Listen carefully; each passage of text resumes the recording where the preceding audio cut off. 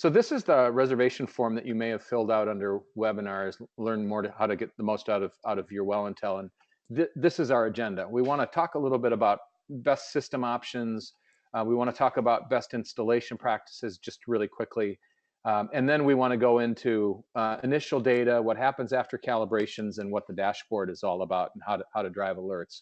The assumption here is that you have a well intel already. If you don't, and there may be a few people here who don't, I want to just talk a little bit about how to know whether or not you've got a suitable application for this. So under our webpage, under support, is a section called application guides that you may not have seen before.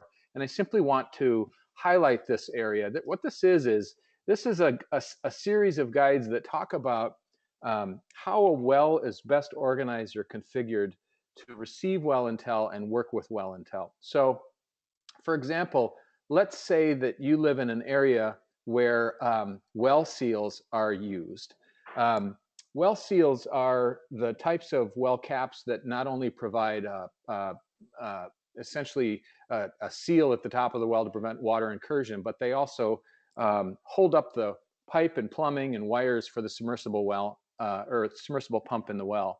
And I just want to point out that when a well seal exists, and you can determine whether it's there or not by whether or not electricity and water pipes come out of the top of the well. Very often there is insufficient well flow or airflow into the well. That's because the seal is indeed what it is. It's a seal. It prevents air to move back and forth. This application guide simply is the guide that suggests that insufficient venting will in fact cause a well intel sensor to have trouble.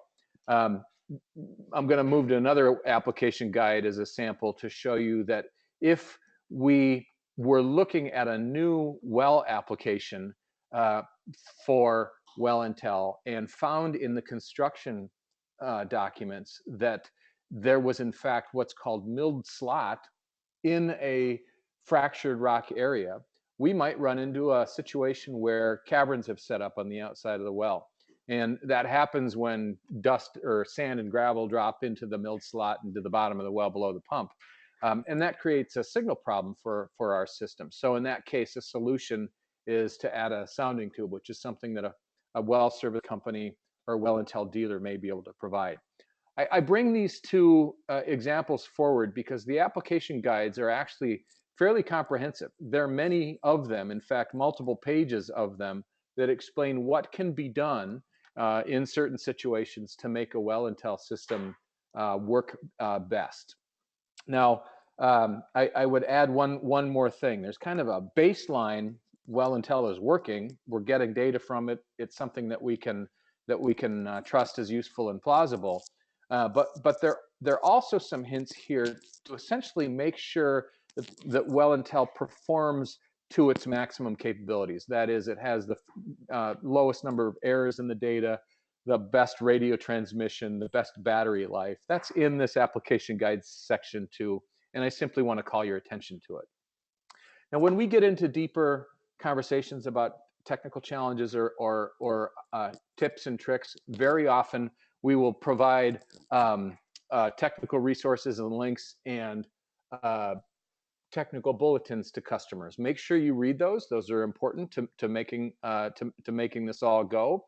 And you'll also find out that in our instructions, there are many kind of nice opportunities to see things for yourself. Here's an example of a quick instruction on our YouTube page that's available under instructions that explains how to zoom into detail on your well intel page. I just wanted to bring forward that there are many resources under the support page, and it's important to do them. And with that, I'm going to shift over instead to what we really want to focus on, which is what is actually on a Wellntel dashboard, assuming you've successfully installed a Wellntel system on your well and you have data coming back from it. And I'm going to show a couple of different customer examples so that I can emphasize different types of applications for Wellntel and how they may appear and what they might feel like to you. I'm also going to emphasize here a couple of changes recently made to the dashboard for performance reasons that might be new or surprising to you. And then after we look at the basic data and what's useful in it, we'll dig into what it means to really kind of stretch the limits of things that can be done, like exporting or setting alerts. So first, a little bit of feedback. This is a well that is not online right now, but that we usually are tracking. It's a demonstration well at a university nearby, at their Lapham Hall. It's actually the geology department of UW-Milwaukee. They have a test well for their geology students, and we've got a system on it.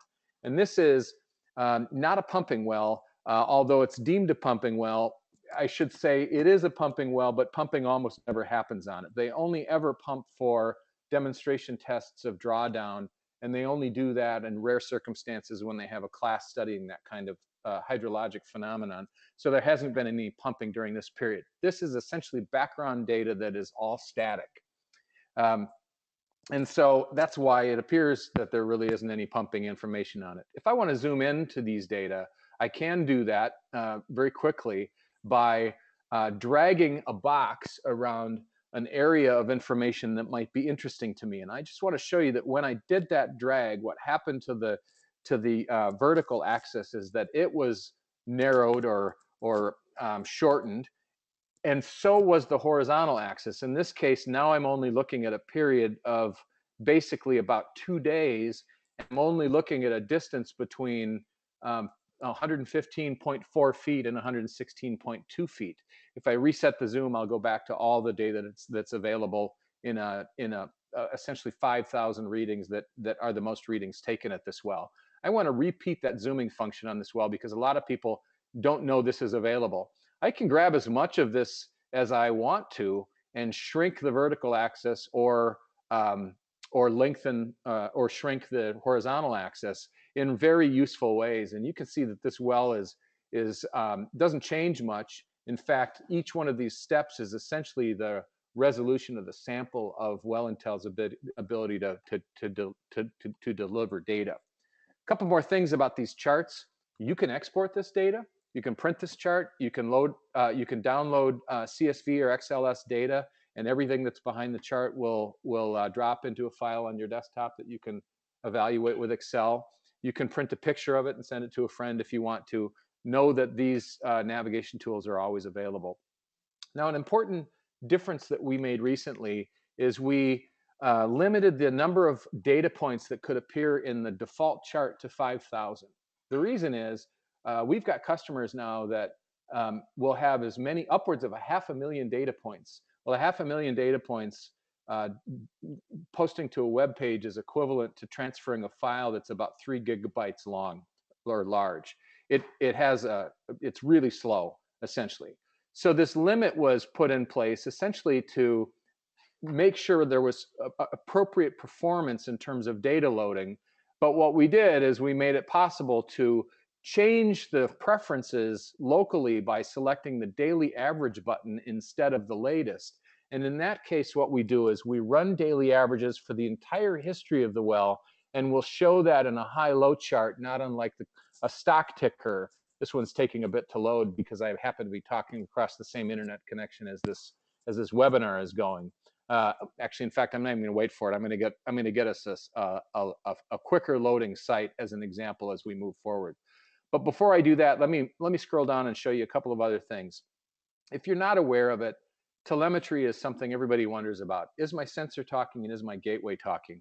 This little box at the bottom is constantly updating itself to tell you that a sensor and a gateway are communicating appropriately and that the data is getting to the web or not. If you see that today's data is not shown in this, then it means we haven't heard from this sensor. And in that case, this sensor is indeed offline. Here is the high-low averaging in this data set from this well, and you can see now that we're dealing with a period from October 29th, 2015, all the way to 2016, and each of these is the ranges within a day of where that well sat. So kind of some interesting, essentially climate level data is being gathered at this well site. I'm going to really quickly close this window and change to an alternative site. And this one is a site that actually has some pumping going on. And give me a second while I do this. Let's see. There we go. Hang on just a second. What's that, Joe? Yeah, all I've just done here is gone to a page that is about navigating to various different customer sites. So this is a different kind of well. This is clearly a pumping well, and again, the data trace here is indicative of something different than what you just saw. Here, we're on a very low time interval, a 4-hour time interval. The well is on a vacation home. The vacation home has pumping in it only when people happen to be in the vacation home. And so each of these periods is a multi-day pumping period. I've just zoomed in to see when the pump started, when it stopped, what the recovery period was, when the pump started again, when it stopped, what the recovery period was, and on and on and on. And you can see in this vacation home that there were visitors sometime in March, again in March, there were visitors again in April, there were visitors in July, again in July, etc. This happens to be a well where the data is not collected via telemetry, but is instead collected via our SensorBuddy tool, which is a PC tool that allows the sensor to store up in its memory previous readings, and then the PC gathers them and acts exactly like a gateway, posts them to the web. And that explains why there isn't any data since August 29th. That was the last time somebody visited that vacation home. The next time there's a download will likely be a couple weeks from now. I know these are deer hunters. They'll be doing deer hunting and gathering data at the same time, and we'll have at that point September and October filled out with more visits to the site. A couple things I wanted to point out here.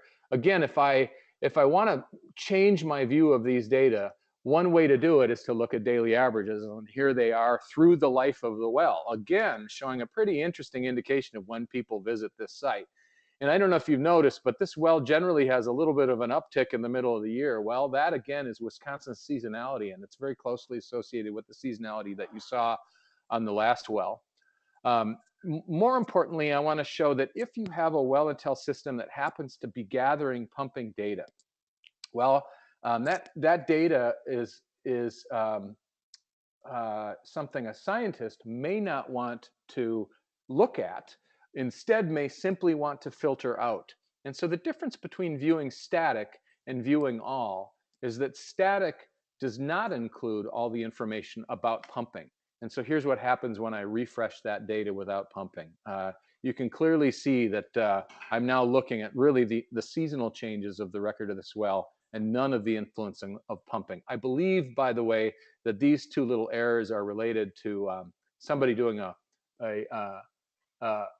reading at the time that pumping was going on as a secondary operation as part of a test. So that's just a little general way of thinking about all this information. Again, I can zoom. By zooming, you could see the variation likely of either what's actually happening in the well or the sample range of the sensor itself. Now, let's move on to deeper uses of the data that exists on your system. And I want to point out that every time you see one of these 3 lines, it's a navigational tool, like the navigational tool for export on your page here. Well, that's replicated on the main page itself. And managed system is really the most important part of the site that I think you're going to be interested in using. I'm going to give you a little bit of a framework for what managed system is all about. You may know this already, but you can have multiple wells on a piece of property, and you can have multiple pieces of property. So that's the reason why we ask you to name your well at the beginning. There is only one well on this property, but another site, this owner may have a well at their primary residence in addition to their vacation home. So by adding a site, that provides us another geographic location into which wells can be placed. And that's what sites are. So I'm on the sites page right now. I'm going to go to the wells page, and it will look a lot like that, only here what I've done is I've navigated to a page that says my well is at the site called Springbrook, and I have the ability to do some things with that well.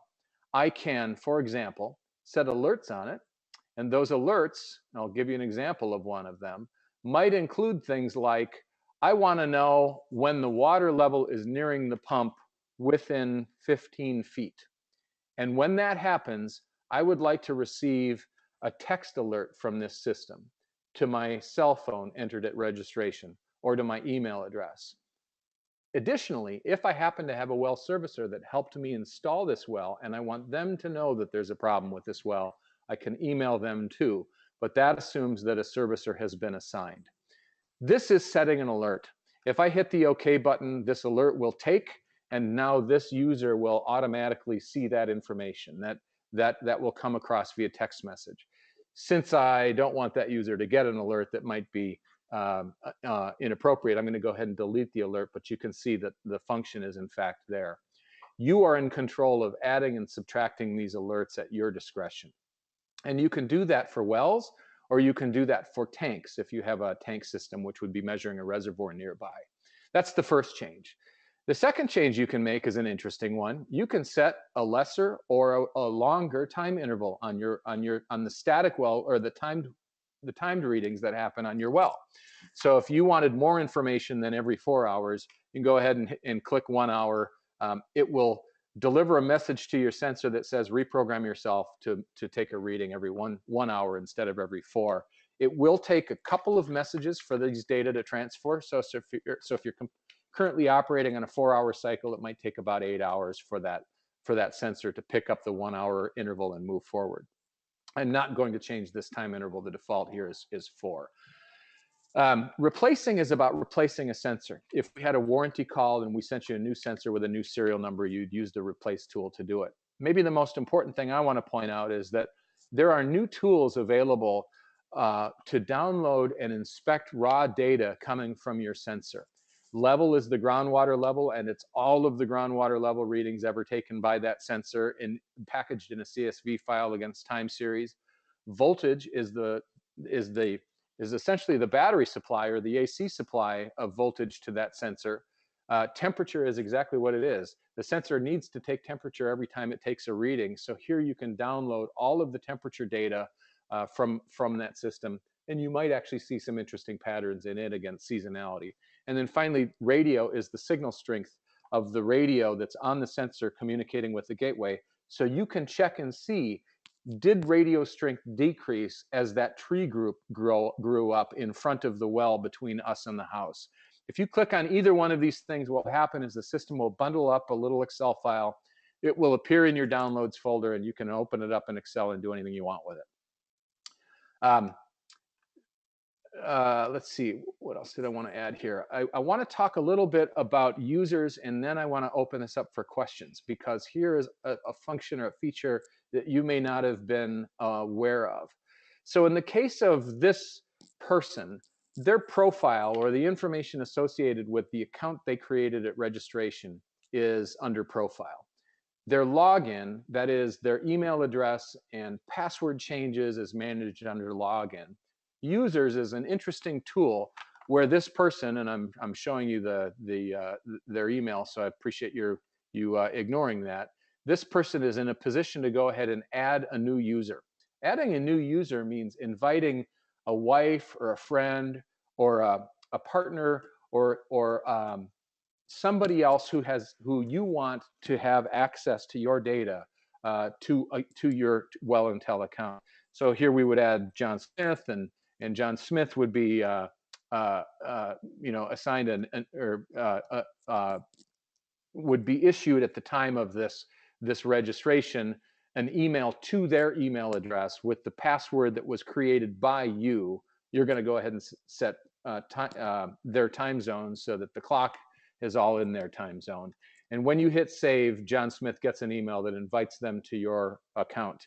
If I were to save this, what would happen under the users page is that John Smith would now be added as a user, and you as an administrator of your account could disable them and subtract them as a user if your relationship with John Smith for some reason deteriorated and you didn't want them to have access anymore. Important to know that users can be added and subtracted, and this is a great way to engage friends and family.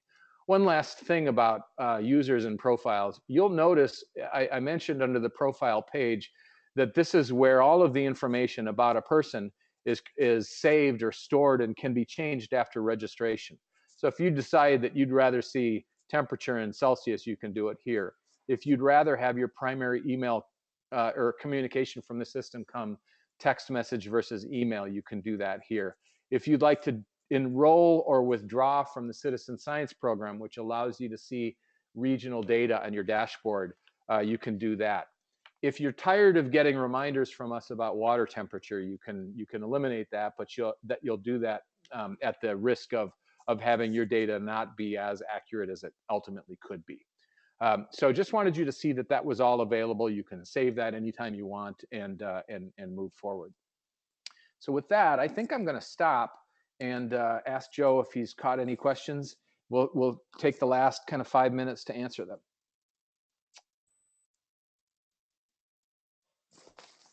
Great, thanks, Nick. So let me just address one really quick question that came in early on and see if we have any more at that point. The question is a very straightforward one. Who do you contact if you need technical support or have a question about your system, about the data, about the dashboard, anything like that? Well, there's a couple of ways. If you go to our website, you'll see a tab for contact, and you can always send us a direct message through the interface on our website. Otherwise, you can email us at techsupport, T-E-C-H support @wellntel.com, and we'll get back to you right away. We have a number of folks that are monitoring that and can jump on any support question that you have. You can also give us a phone call, and the phone number for that is 844-935-5426. And all of that information is also on that Wellntel contact website as well. If you have an issue that you simply just want to report, let us know about, or something that came up, you can feel free to reach out to us in the same way, and we will probably get back to you with questions about how to either correct that if it's something that needs correcting, or ask for more information so we can prevent something from happening in the future, whatever the case may be. Okay. Super. I just want to jump in here, Joe, and mention one other thing. On all customer dashboards, like this dashboard, at the very bottom, you will see a resources page, and the resources page has some important links. If you are interested in the deep technical around how this system works and ways to troubleshoot it, etc., there's a very long 43-page manual that you can download and read. If you are using SensorBuddy to upload and download data from a system, or you want to use it as a backup to your gateway, you can download that here. And then this is a link to this very seminar, so that you can enroll into a future seminar where we might present more and different features and upgrades. We plan to add contacts to this resources page, and we'll do that in the next few days with one of the upcoming posts, so that you don't have to dig in and head over to the Wellntel contact page to find it. It's just be a matter of convenience. Small ad. So it looks like one last question, I think, which is good. That puts us right on schedule time-wise. Where do I find and download SensorBuddy on the website?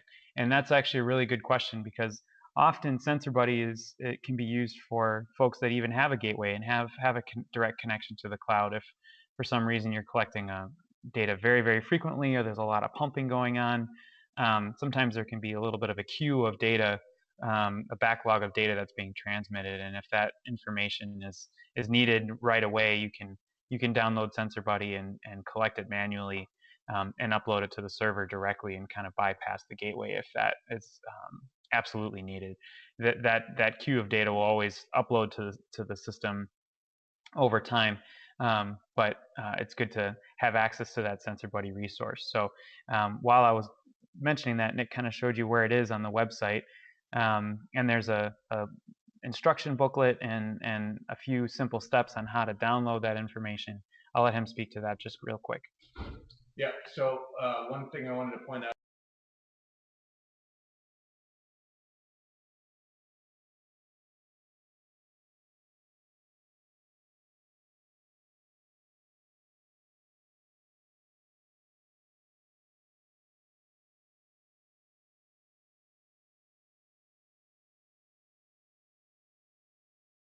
I apologize, I was on mute. I think you might have heard me in the background. Let me repeat that. The link to download SensorBuddy is on your My Wellntel Dashboard. You have to be logged in order to use it. And the reason for that is we don't put it on a public site because that just is an invitation to hackers, essentially.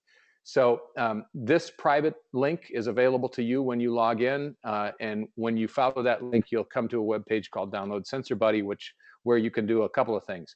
You can get the latest version of the application. It's right here. It's a Windows application only, but it is compatible with 7, 8, and now 10. We'll upgrade so that you can see that. Here's a how to install PDF, and here's a full manual for using the tool.